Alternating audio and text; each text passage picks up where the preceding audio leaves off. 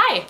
Welcome to Movellas' YouTube channel. I am Christina Horner, and here are our top tips on how to survive NaNoWriMo. Find a buddy. This person can be a real-life friend or someone that you met online, but having another person to bounce ideas off of, to do word sprints with, to commiserate with when it gets tough, that is absolutely necessary. And it makes it a lot more fun. One tip that I really like giving is write until you're excited for the story again and stop.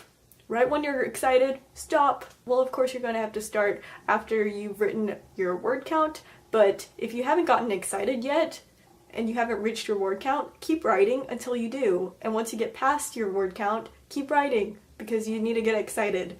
That will motivate you to write for the next day. My tip for you guys is do not write for other people. If you're going to write in fragments and long drawn out sentences, write how you feel and how to express yourself the best, because in a lot of books nowadays we don't pay attention to grammar. We splice up sentences and it sounds great and it's easy to read, fast paced, and I would do it. Ignore all conventions of today's literature. You are a writer.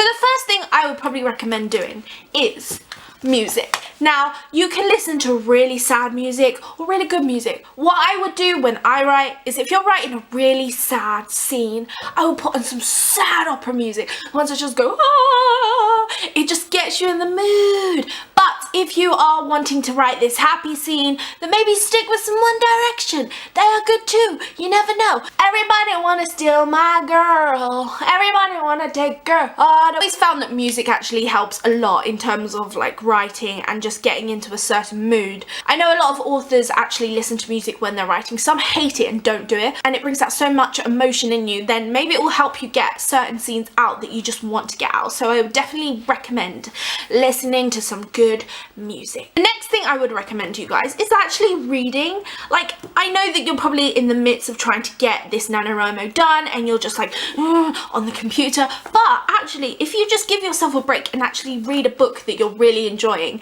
it kind of gives you more inspiration, I feel. I have done NaNoWriMo in the past, and as someone who has a lot going on all the time, as I'm sure most people do, it's easy to find yourself sitting in bed at midnight with no words for the day done. When I found myself in that situation and I just really wasn't motivated to write, which happens, I made myself just write a little bit, even if it was just a paragraph, and I would have myself set something up for the next day. So then I could say I had written something and I knew exactly where it was going for the next day, and I was ready to write again. Which seems like really basic advice, and it is. It could really just be summed up in 2 words. Just write. It's so easy to get caught up in thinking, does this make sense? And will this conversation matter at the end?